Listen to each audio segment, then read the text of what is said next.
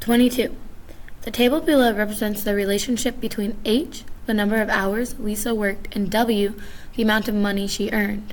What is the constant of proportionality represented by this data?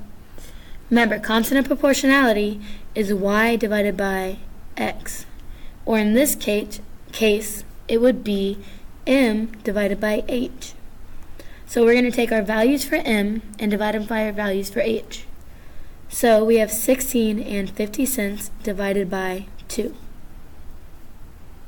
That would give us $8.25. That's our constant of proportionality.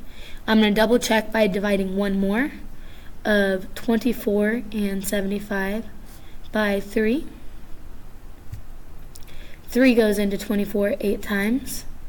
It goes into 7 2 times. And then it will go into 15 5 times. It matches. Our constant of proportionality is B.